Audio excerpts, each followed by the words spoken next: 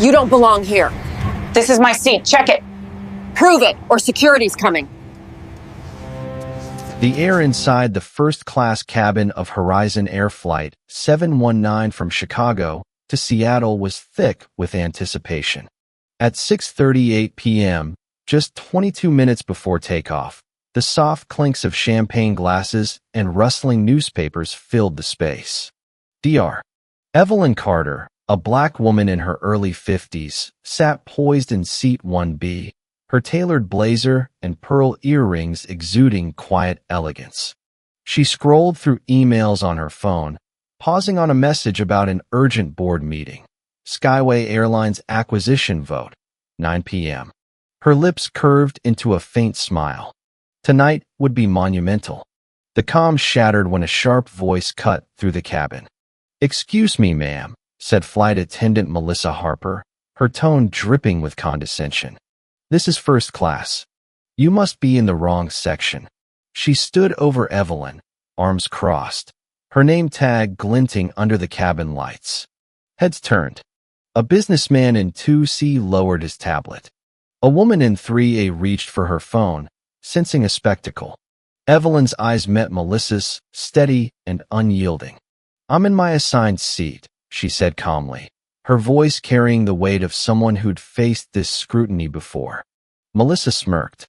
"First class is for passengers who've paid for it, not for." "Well, you know." She waved a hand dismissively, as if shooing away an inconvenience. "Let's see that boarding pass."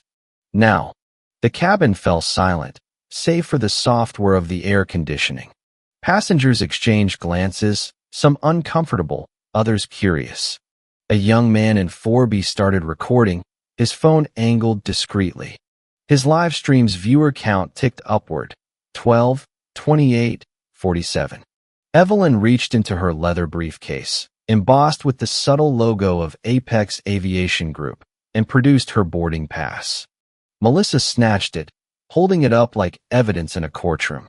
"This looks questionable," she said loudly, tilting it for effect. "We've had issues with forged tickets before." Evelyn's jaw tightened, but her composure held. "That's my valid boarding pass," she said, her voice low but firm. "Check it in your system." Melissa's eyes narrowed. "Oh, we will. But first, security's on their way. We don't tolerate fraud here."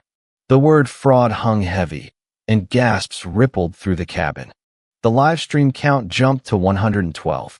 Melissa's performance grew bolder, fueled by the attention.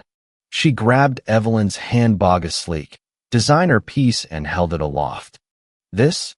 Really?" she scoffed, loud enough for the entire cabin to hear. "Looks like a knockoff to me." The businessman in 2C shook his head, muttering, "This is absurd." But Melissa pressed on, her voice rising. "Some people think they can sneak into first class and act like they belong." Evelyn's hands trembled slightly against the armrest, but her face remained a mask of calm. She opened her phone's camera app, ignoring Melissa's barked command. "No recording. That's against policy." Evelyn's response was measured, cutting through the noise. "Show me that policy in writing. I'm documenting this for my protection." Lead flight attendant Susan Reynolds appeared, her presence commanding but cold. "What's the issue here?" she asked, scanning the scene. Melissa jumped in, her voice theatrical. "She's refusing to move to her correct seat, and now she's being uncooperative." Susan's eyes flicked to Evelyn, then to the growing number of phone cameras. The live stream count climbed to 256. A young woman in 3D whispered to her neighbor, "This is going viral." Susan's tone was saccharine, but her words were sharp. "Ma'am, we need to resolve this quickly. We can't delay the flight for other passengers." Evelyn's response was quiet but piercing. "I haven't delayed anything. I'm in my purchased seat." Susan raised an eyebrow. "Purchased? First class on this route is $3,800. Can you confirm you paid that?" The accusation hung heavy. Passengers shifted uncomfortably, some now doubting Evelyn's legitimacy. Melissa leaned towards Susan, whispering loudly, "Probably used a stolen card. You know how they are." The casual racism landed like a punch. Evelyn's composure flickered, a muscle in her jaw twitching. The live stream zoomed in, capturing her restrained fury. Comments flooded in. This is disgusting. Get her name. Sue them. Evelyn stood slowly, her full height commanding attention. How are they? She asked, her voice a dangerous whisper. Please, enlighten me. The cabin went silent. Melissa stammered, realizing she'd gone too far. Susan stepped in, attempting damage control. Let's keep this civil, ma'am. Just show us another ID, and we'll sort this out. Why? Evelyn's question cut through the tension. Has anyone else been asked for additional ID? Susan hesitated, her silence damning. The businessman in 2C spoke up again. This is ridiculous. Her ticket matches mine. Leave her alone. The live stream count hit 1,200. The hashtag Flight Injustice began trending. At 6:50 p.m., with 10 minutes until takeoff, security footsteps echoed down the jetway. Two officers, Martinez and Lee, approached, their expressions neutral but authoritative. Ma'am, we need you to come with us, Officer Martinez said, hand on his radio. Evelyn remained seated, her hands folded. On what grounds? Disrupting airline operations, Susan interjected. Refusing crew instructions. Evelyn's eyes never left Martinez's. Ask them what I've done wrong. Specifically, the officers exchanged glances, sensing the situation wasn't as clear-cut as briefed. The live stream count surged to 3,500, with comments like this is racism, plain and simple. Gate manager Linda Brooks arrived, breathless. One look at the sea of phone cameras told her this was lawsuit territory. What's going on here? She demanded. Susan repeated the accusations, but her story faltered under scrutiny. She's been aggressive, Susan claimed, but Officer Lee pressed. Aggressive how? Susan had no answer. Evelyn's phone buzzed a text from her assistant. CNN has the stream. Legal on standby. She glanced at Melissa's name tag, then made a call. It's me, she said softly. Yes, confirm the Skyway acquisition. Full board authority. File the discrimination complaint with the DOT. We have evidence. Melissa and Susan exchanged confused glances. Who are you calling? Susan demanded. Evelyn ended the call, her eyes locking onto Melissa's. Someone who's about to change your life. At 6:55 p.m., 5 minutes before takeoff, the cabin atmosphere turned electric. Officer Martinez spoke again. Ma'am, we need you to come with us. Evelyn didn't budge. I've done nothing wrong. I'm sitting in my purchased seat. The live stream count exploded to 5,000. The businessman in 2C stood up. This is discrimination, plain and simple. You're about to remove a paying customer for no reason. Officer Martinez hesitated, his eyes sweeping the cabin, taking in the recording devices. Linda's radio crackled. Gate 19, operations here. We're showing unusual corporate activity on your flight. Stand by. Susan's face paled. What corporate activity? Evelyn's voice was calm but lethal. The kind that ends careers. Evelyn pulled out a business card, holding it like a weapon. She dialed another number. James, it's Evelyn. The Skyway acquisition closed 3 minutes ago. Patch me through to their CEO. The cabin fell silent. Linda's radio crackled again. Gate 19, confirmed. Apex Aviation Group now holds 51% of Skyway Airlines. Dr. Evelyn Carter is listed as primary decision authority. Melissa's face went white. Susan gripped the nearest seat for support. Evelyn answered a call on speakerphone. Ms. Carter, this is Richard Lawson, CEO of Skyway Airlines. I understand there's been an incident on Flight 719. The cabin was so quiet you could hear a pin drop. Yes, Richard, Evelyn said, her voice dripping with authority. Your crew has provided a masterclass in racial bias. I'm particularly impressed with Melissa Harper's approach to customer service. Ms. Carter, we had no idea you were traveling today, Richard stammered. This is unacceptable. No, Richard, it's predictable, Evelyn replied. We'll discuss reforms at tomorrow's board meeting. Right now, suspend this crew pending investigation. Linda's hands shook as she raised her radio. Operations, I need crew replacements for Flight 719. Full suspension protocol. Melissa's voice was barely a whisper. You can't be serious. Evelyn looked at her, her gaze almost pitying. I've never been more serious. The live stream count hit 10,000. News outlets picked up the feed. The captain's voice crackled over the intercom. This is Captain Thompson. All crew, report to the galley immediately. New instructions from corporate. Melissa's legs buckled, and Susan steadied her. Evelyn opened her leather portfolio, revealing 3 forms of ID, a driver's license, a corporate badge reading DR. Evelyn Carter, CEO, Apex Aviation Group, and a Federal Aviation Authority clearance badge. DR. Evelyn Carter, she announced clearly for the cameras. We acquired 51% of Skyway Airlines at 6:52 p.m. Melissa's first insult was at 6:54 p.m. Linda's radio confirmed the ownership change, and Melissa collapsed into a seat, muttering, "This can't be real." Evelyn's phone buzzed again. Legal has 52 instances of discriminatory language in the last 12 minutes. She addressed the crew directly.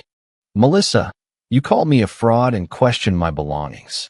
Susan, you assumed I couldn't afford first class. You never asked my name or verified my identity. You judged me based on my race. The words landed like blows.